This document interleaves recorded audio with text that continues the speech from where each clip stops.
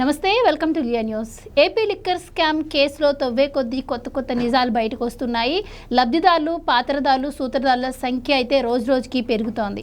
Chevireddy Bhaskar Reddy friend అయినటువంటి విజయానందరెడ్డిని విచారిస్తే ఇటు రాయలసీమ నుంచి ఉత్తరాంధ్ర వరకు ఉన్నటువంటి వైసీపీ నేతల మంది చాలా పేర్లు కూడా దీంట్లో వినిపించినట్టు తెలుస్తోంది. దీనికి సంబంధించి వాళ్ళకి నోటీసులు కూడా పంపించారు అంటున్నారు. ఇక మరోపక్క చూసుకున్నట్టయితే దీంట్లో వైఎస్ అనిల్ రెడ్డి పాత్ర కూడా ఉందని తెలిసిన నేపథ్యంలో మరి ఆయన ఎప్పుడు విచారణకు పిలిచే అవకాశం ఉంది? మరి ఆయన్ని విచారిస్తే ఎవరి పేరు ఆయన చెప్తారు? మరి ఆయన జగన్మోహన్ రెడ్డి గారి పేరు చెప్తారా?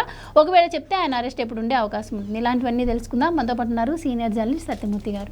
నమస్కారం సార్. నమస్కారం అండి. సార్, అసలు ఈ లిక్కర్ స్కాము ఎక్కడ మొదలు పెట్టామో కూడా మర్చిపోయే పరిస్థితి వచ్చేసింది. నిజంగా చెప్పాలంటే రాష్ట్రంలో వైసీపీ నేతలు ఎంతమంది ఉన్నారో ఆ నేతలతో పాటు రాష్ట్రంలో ఆ పార్టీకి సంబంధించిన సగం మంది కూడా ఈ లిక్కర్ స్కామ్లో ఇరుక్కున్నట్టుగా అనిపిస్తోంది. నిజంగా ఈ పేర్లు కూడా నిజంగా గుర్తు రావట్లేదు మాట్లాడుకోవడానికి కూడా. ఈరోజు వైసీపీకి సంబంధించిన చాలామంది నేతల పేర్లు వచ్చాయంటున్నారు. మరి అనిల్ రెడ్డి గారిని కూడా ఇంకా విచారించాల్సి ఉంది. ఎటెళ్ళబోతుందంటారు? ఇంకెంతమంది ఉండే అవకాశం ఉంటుందంటారు? అసలు దీనికి ఒక అంతు ఎప్పుడు అంటారు? అంతం అంటే ఈ ఏపీ లిక్కర్ స్కామ్కి సంబంధించి ఒక డబ్బులేమో ఒక ఛానల్ నుంచి వచ్చింది ఒక సెట్, ఇంకొక ఛానల్ నుంచి వచ్చింది ఇంకొకటి. ఒక ఛానల్ ఏంటి అంటే ఓన్లీ క్యాష్ ట్రాన్సాక్షన్స్ చేశారు కదా, ఓన్లీ క్యాషే, డిజిటల్ పేమెంట్స్ అవి లేకుండా ఒకటి చేశారు. సో ఆ డబ్బు ఒకటి, అందులో నుంచి వచ్చిన డబ్బులు ఒక పార్ట్. ఇంకొక పార్ట్ ఏంటంటే డిస్టిలరీలు, బ్రూవరీస్ తోటి డైరెక్ట్గా మాట్లాడుకొని వాళ్ళతోటి భారతీయ సిమెంట్ ఆఫీసులో మీటింగ్ పెట్టుకొని వాళ్ళతోటి వాళ్ళు ఎవరైతే ముడుపులు ఇవ్వటానికి ఒప్పుకుంటారో వాళ్ళకి ఆ ఆర్డర్స్ ఇవ్వటం వల్ల జనరేట్ అయిన కమిషన్లు ఒకటి. అంటే రెండు ఛానల్స్ నుంచి రెండు రకాలుగా డబ్బులు వచ్చినాయి. ఈ డబ్బులన్నీ కూడా అల్టిమేట్గా బెనిఫిషరీ ఒక్కడే, అతనికే వెళ్ళినాయి. కాకపోతే ఏంటంటే ఈ ఛానల్స్ అంటే రూటింగ్ వేరుగా ఉన్నది. రూటింగ్ అయితే వేరుగా జరిగింది. ఈ రూటింగ్ ఏదైతే ఈ చెవిరెడ్డి భాస్కర్ రెడ్డికి సంబంధించిన మనుషులు ఉన్నారో వీళ్ళు ఈ క్యాష్ ట్రాన్సాక్షన్ల ద్వారా వచ్చిన డబ్బుల్ని డిస్ట్రిబ్యూట్ చేసిన వాళ్ళు. అంటే ఇప్పుడు ఉదాహరణకి విజయానందరెడ్డి అనే ఆయన ఉన్నాడు. ఆ విజయానందరెడ్డి అనే అతను ఎవరు అంటే ఒక ఎర్రచందనం స్మగ్లర్. ఎర్రచందనాన్ని స్మగ్లింగ్ చేసే వ్యక్తి. అంత ముందర కల్లం గంగిరెడ్డి అని ఉండేవాడు. అతను కూడా జగన్మోహన్ రెడ్డికి సంబంధించిన మనిషే. అతనికి ఇప్పుడు ఏజ్ అయిపోయింది, కొంచెం ఆరోగ్యం కూడా బాగలేదు. అప్పట్లో పారిపోయాడు, దేశం నుంచి పారిపోతే జగన్మోహన్ రెడ్డి ముఖ్యమంత్రి కాగానే కొల్లం గంగిరెడ్డి వచ్చాడు. అంటే వీళ్ళందరూ కూడా ఈ ఎర్రచందనం స్మగ్లింగ్ బ్యాచ్ వీళ్ళంతా. అంటే వీళ్ళ దగ్గర పుష్కలంగా వీళ్ళు నేరాలు చేసి డబ్బులు సంపాదించారు. అందుకని ఇటువంటి వాళ్ళకి ఈ క్యాష్ ట్రాన్సాక్షన్ బాధ్యత అప్పగిస్తే పర్ఫెక్ట్గా చేస్తారు అని జగన్మోహన్ రెడ్డికి ఒక నమ్మకం. అందుకని వీళ్ళందరికీ అప్పగించాడు. ఇది క్యాష్ ట్రాన్సాక్షన్స్ ద్వారా వచ్చిన డబ్బు. ఇంకొక డబ్బు చెప్పా కదా, ముడుపుల డబ్బు. ఆ ముడుపుల డబ్బు టోటల్గా ఒకేసారి వస్తుందన్నమాట. అంటే అది క్యాష్ రూపంలో ఉండదు, అది ట్రాన్స్ఫర్స్, బ్యాంక్ ట్రాన్స్ఫర్స్లో ఉంటుంది.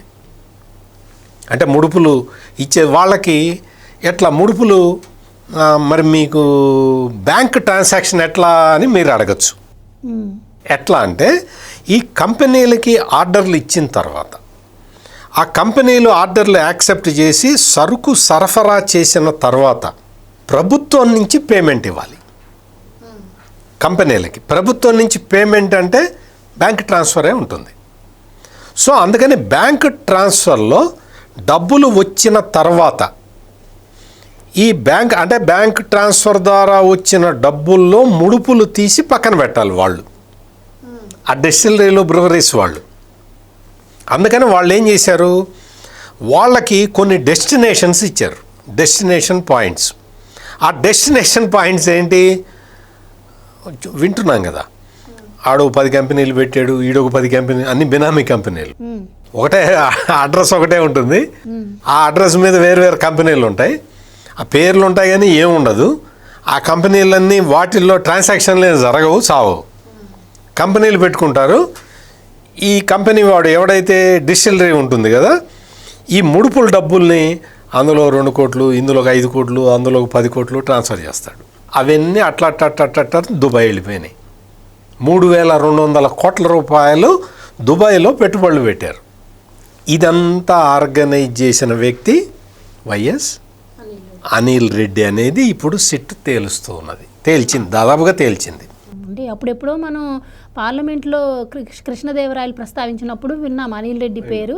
ఆ తర్వాత మరి ఎందుకు ఆయన ఇంకా విచారణకు పిలవట్లేదు, అసలు ఆయన పాత్ర ఎప్పుడు బయటకు వస్తుందన్న టైంలో ఇప్పుడు రావడం జరిగింది. ఇప్పుడు ఈ వైఎస్ అనిల్ రెడ్డి ఎవరు అంటే ఇతను చెన్నైలో ఉంటాడు. జగన్మోహన్ రెడ్డి వాళ్ళ బాబాయ్ కొడుకు. ఆ బాబాయ్ కొడుకు ఇతను చాలా జగన్మోహన్ రెడ్డికి సంబంధించిన ఆర్థిక లావాదేవీలన్నీ ఇతనే చూస్తాడు మొత్తం. అంటే తమ్ముడు చాలా విలువైన తమ్ముడు అనమాట. ఆ విలువైన తమ్ముడి దగ్గరికి ఈ డబ్బులన్నీ ఛానల్స్లో, వివిధ రకాల ఛానల్స్లో అతని దగ్గరికి చేరాలి. అతను దుబాయ్ తీసుకెళ్ళి దుబాయ్లో పెట్టుబడులు పెట్టాలి. ఇది ఒక రూటింగు. ఇంకో రూటింగు చెవిరెడ్డి భాస్కర్ రెడ్డి. ఈ రూటింగ్ వేరు. ఈ రూటింగ్ మొత్తం కూడా బ్లాక్ మనీ డబ్బులు. ఆ డబ్బులు 500 నోట్లు అక్కడ మద్యం దుకాణాల్లో కలెక్ట్ చేయటం, కౌంటింగ్ మిషన్లతో లెక్క పెట్టడం, రబ్బర్ బ్యాండ్లు వేసి కట్టలు కట్టడం చూసాం కదా మనం. అన్న వెంకటేశ్వర నాయుడు దగ్గర నుంచి అందరూ కూడా ఈ 9 కోట్లు అటు పంపి, ఈ 10 కోట్లు అటు పంపి, వాళ్ళందరూ కష్టపడి వ్యవసాయం చేసి సంపాదించినట్టు అంత విచ్చల విడిగా పంచుకున్నారు మొత్తం డబ్బులు.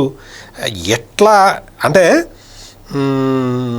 జగన్మోహన్ రెడ్డి దగ్గర ఉన్న తెలివితేటలవే. తనకు రావాల్సింది మొత్తం రూటింగ్ చేసుకొని కూర్చున్నాడు.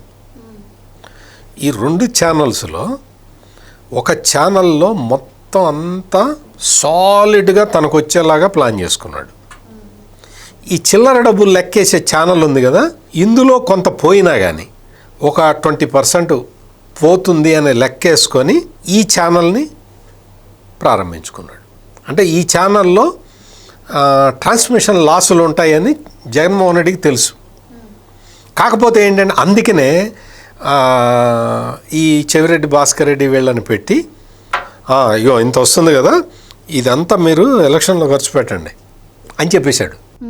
అంటే తెలుగులో సామెత ఉంటుంది, గాలికి పోయే పేలపిండి కృష్ణార్పణం అని. అంటే పేలపిండి ఎండలో పెడితే తడిసింది ఏదో మాయిశ్చర్ ఉంటే అది తీసి పెడితే గాలి కొడితే ఎగురుతుంది కదా, ఎగిరిపోయిందంతా కృష్ణార్పణం అన్నట్ట ఎవరో ఒక ఆయన. అట్లా ఈ 2వ ఛానల్లో ఈ కొల్లగొట్టిన డబ్బులన్నీ కూడా లీక్ అవుతాయని తెలుసు, అందరికీ తెలుసు. ఎందుకంటే క్యాష్ కదా, క్యాష్ ఒక కట్ట ఇటు వేసుకున్నా కానీ సరిపోతుంది. అట్ట వేసుకుంటారని తెలుసు కాబట్టి ఒక 20-30% ఇట్లా పోతుంది అని లెక్క పెట్టుకున్నాడు. ఆ మిగిలినవి బంగారం కొనటం, వజ్రాలు కొనడం, ఈ రకరకాల కొంత ఎలక్షన్లో పంచటం, ఇటువంటి కార్యక్రమాలు చేసుకున్నాడు. సాలిడ్ ఈ బ్యాంకు ట్రాన్సాక్షన్స్ అన్నీ సాలిడ్గా వెళ్ళిపోయి మనీ లాండరింగ్ ద్వారా దుబాయ్ చేరి దుబాయ్లో కొన్ని కంపెనీల్లో మన తమ్ముడు పెట్టుబడి పెడతాడు. ఇంత పెద్ద మాస్టర్ స్కెచ్ వెయ్యాలి అంటే పెద్ద నేరస్తుడైతే తప్ప సాధ్యం కాదు. నేను ₹1,00,000 ఇస్తే ఎక్కడ పెట్టుకోవాలో తెలియదు మనకి. సో ఇంత పెద్ద నేరం చేశాడు, అంత పెద్దగానే అందరినీ ఇన్వాల్వ్ చేయడం కూడా జరిగింది. అండ్ ఇది అంటే దీంట్లో మద్యం ఒకటనే కాదు, మద్యం సరఫరా చేసే ట్రాన్స్పోర్ట్లు, హాలోగ్రామ్స్, అట్టపెట్టెల్లో కూడా స్కామ్ జరిగింది అంటున్నారు. అండ్ కొంతమంది మాజీ మంత్రులు, ఎమ్మెల్యేల పేర్లు కూడా వినిపిస్తున్నాయి. సో వీళ్ళందరిది డైరెక్ట్ ఇన్వాల్వ్మెంట్ అంటే తెలిసిందంటారా, వీళ్ళందరి ఇన్వాల్వ్మెంట్ తెలియక ఉందంటారా? ఇప్పుడు మరి ఎంతమందిని అరెస్ట్ చేశారు, వాళ్ళ పరిస్థితి ఏంటంటారు? ఇక్కడ మీకు ఎట్లా జరిగింది అనేది మీకు ఒక 50 బాటిల్స్ అక్కడ అమ్మటానికి పెడతారు. ఇంకొక 50 బాటిల్స్ ఆ లోకల్ ఎమ్మెల్యేగో మంత్రి ఎవడో ఉంటాడు కదా, వాడి ద్వారా రూటింగ్ చేస్తారు.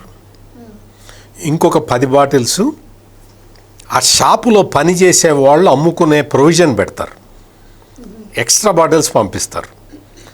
అంటే ఏంటి, ఈ 50 బాటిళ్ళు అమ్మింది గవర్నమెంట్కి కట్టడం, రెండో 50 బాటిళ్ళు అమ్మింది ఓయా ఈ ఎమ్మెల్యేలు మంత్రులు వీళ్ళు ఉన్నారు కదా, వాళ్ళ ద్వారా మళ్ళీ రావటం, పైన ఒక 10 బాటిల్లో 20 బాటిల్లో ఎక్స్ట్రా పంపిస్తారు కదా, అది వాళ్ళు తింటాం. అంటే జగన్మోహన్ రెడ్డి ఎట్లా ప్లాన్ చేసుకున్నాడు అంటే, మొత్తం వ్యవస్థలో ఎంతమంది జనం ఇన్వాల్వ్ అయి ఉంటారో వాళ్ళందరికీ అవినీతి అలవాటు చేసేసాడు. ఇంకెవరు మాట్లాడతారు? ఎవడికి వాడికి డబ్బులు వస్తాయి కదా, డబ్బులు అంటే ప్రతివాడికి ఆశే కదా. ఇది మద్యం కుంభకోణం. ఇట్లా మొత్తం అందరినీ ఇన్వాల్వ్ చేసేసరికి అందరూ కూడా తేలుగుట్టిన దొంగల్లాగా, కుక్కిన పేనుల్లాగా జగన్మోహన్ రెడ్డికి ఏం కావాలో అది చేసి పెట్టారు. అది అంటే మొత్తం ఈ టోటల్ ఇంత నెట్వర్కు ఇంత పకడ్బందీగా బయటికి రాకుండా ఎట్లా నడిచింది అనేది చాలామందికి డౌట్ ఉంది కదా. ఆ డౌట్కి సమాధానం ఇప్పుడు నేను చెప్పింది. ఎవడికి వాడు తింటాడు, 20-30% తింటాడు, తినాలి కూడా. అట్లా తింటే కదా వాడు బయటకు వచ్చి చెప్పకుండా ఉంటాడు. ఎవడికి వాడు దొంగ బంగారం జేబులో వేసుకుంటే కదా గప్ చెప్పున జేబు దాచుకొని వెళ్ళేది. లేకపోతే వాడు తీసుకెళ్ళాడు, వీడు తీసుకెళ్ళాడు అని చెప్తారు కదా, నిధి ఉంది అని చెప్పి బయట చెప్పేస్తారు. అట్లా చెప్పకుండా ఉండటానికి అది సాలిడ్ ఫండ్ ఇటు సైడ్ నుంచి. అందుకని ఇక్కడ జరుగుతున్న మొత్తం సిట్టు దర్యాప్తుల్లో వెల్లడవుతున్న విషయాలకి చాలామంది ఆశ్చర్యపోతున్నారు. కానీ ఆ రూటింగు విషయాలు ఇవన్నీ కూడా నిశ్చితంగా గమనించిన వాడికి మాత్రం అర్థమైపోతుంది. అచ్చా, ఎంతమంది తిన్నా మనకి ఇంత వస్తుంది, నెలకు ఒక 60 కోట్లు మనకు రావాలి అంటే రోజుకు 2 కోట్లు, రోజుకి 2 కోట్లు రోజుకు 2 కోట్లు సంపాదించాలి అంటే ఎంత మెటిక్యులస్ ప్లానింగ్ వేయాలి, ఎంత లీకేజ్ ఉంటుంది, ఎంత మధ్యలో వాళ్ళు తింటారు, ఇవన్నీ క్యాలిక్యులేట్ చేసుకొని ఈ సిస్టమ్ని డ్రా చేసి పెట్టుకున్నారు. అది స్కాండల్. ఆంధ్రప్రదేశ్లో జరిగిన మద్యం కుంభకోణం ఇది. సో ఫైనల్లీ ఇంకొకటిసారి జగన్మోహన్ రెడ్డి గారి విషయాన్ని మనం తీసుకుందాం. మీరు ఇందాక అన్నారు అనిల్ రెడ్డి ఆయన ఆర్థిక లావాదేవీలని చూస్తారు అని. అలాగే ఆయన నుంచి డైరెక్ట్గా జగన్మోహన్ రెడ్డి గారి దగ్గరికి మనీ వెళ్ళినట్టు కొన్ని ఆధారాలు కూడా సిట్ అధికారులు టెక్నికల్గా సేకరించారంటున్నారు. మరోపక్క నారాయణ స్వామి గారు కూడా నాదేం లేదు అంత పై వాళ్ళు చెప్తే చేశానన్నారు. ఇక్కడ వచ్చే డౌట్ ఏంటంటే, మరి నారాయణ స్వామిని ద్వారా జగన్మోహన్ రెడ్డి ఫిక్స్ అవుతారా, లేదు అంటే అనిల్ రెడ్డి ద్వారా జగన్మోహన్ రెడ్డి గారు ఫిక్స్ అయ్యే అవకాశం ఉందంటారా? ఇక్కడ మొత్తం అంతా కూడా బినామీ ట్రాన్సాక్షన్స్ ఉంటాయి. వైఎస్ అనిల్ రెడ్డి దగ్గర ఉండే డబ్బులన్నీ జగన్మోహన్ రెడ్డి డబ్బులే ఉంటాయి. అందుకని అనిల్ రెడ్డి దొరికాడు కదా, నెక్స్ట్ జగన్మోహన్ రెడ్డి దొరుకుతాడు అనుకోవటానికి కూడా వీల్లేదు. ఎందుకంటే ఆస్తులు, పేర్లు, ఆ కంపెనీలు, ఈ ట్రాన్సాక్షన్స్ అన్నీ కూడా అనిల్ రెడ్డి పేరు మీదే జరిగినాయి అనుకోండి, అప్పుడు అది జగన్మోహన్ రెడ్డి పేరు రాదు కదా. ఈయన దగ్గర ఉన్న ఆస్తులన్నీ ఆయనవే. కానీ అది ఎట్లా ప్రూవ్ చేస్తాం? ప్రూవ్ చేయలేరు. సో అందుకని వైఎస్ అనిల్ రెడ్డి కనుక దొరికితే, ఇప్పుడు ప్రస్తుతానికి ఏంటంటే వైఎస్ అనిల్ రెడ్డి పిఏని పిలిచి మాట్లాడారు. ఆ పిఏ అంటే మొత్తం అంతా తీసి చూపించారు. నువ్వు కూడా ఉన్నావు బేటా ఇందులో, చెప్పు బేటా అంటే చెప్పాడు కొంత. దాన్ని బట్టి ఇప్పుడు నెక్స్ట్ స్టెప్ వేస్తున్నారు. నెక్స్ట్ స్టెప్ వేస్తే మీకు అనిల్ రెడ్డి దగ్గర జగన్మోహన్ రెడ్డికి రూట్ అవుట్ అయినట్టు దొరికినా దొరక్కపోయినా అనిల్ రెడ్డి దాకా వచ్చిన విషయం తెలుసు కదా. అనిల్ రెడ్డి దొరికితే జగన్మోహన్ రెడ్డి దొరికినట్టే కదా. ఎందుకు అంటే అనిల్ రెడ్డి అనే వ్యక్తి ఒక పర్సన్, ఆ పర్సన్ పేరు మీద ఆయన డబ్బులే ఉన్నాయి. అందుకని ఇతని దగ్గర డబ్బులు దొరికితే జైలుకి వెళ్ళేది ఇతనైనా, ఆస్తులు కూడా కోల్పోయేది ఇతనే అయినా, ఈ ఆస్తులన్నీ అతనివి. అందుకని ఇక్కడ ఎవ్వరు కూడా కంగారు పడాల్సిన అవసరం లేదు. జగన్మోహన్ రెడ్డి దొరకడా? జగన్మోహన్ రెడ్డి ఒక వ్యక్తి ఉంటే ఎంత, లేకపోతే ఎంత, అతని దగ్గర డబ్బులు ఉన్నాయి కాబట్టి లక్షల కోట్ల రూపాయల ఆస్తి పేరుకుపోయి ఉన్నది కాబట్టి, అతను సంఘ విద్రోహ శక్తిలాగా ప్రవర్తిస్తున్నాడు కాబట్టి అతన్ని చూస్తే అందరికీ భయం. 1,00,000 కోట్లే లేవు అనుకో, ఇక జగన్మోహన్ రెడ్డి ఏముంది, నేనేముంది, నువ్వేముంది, అందరూ ఒకటే. Right sir, thank you so much. నమస్కారం. Please subscribe to Leo news for more videos.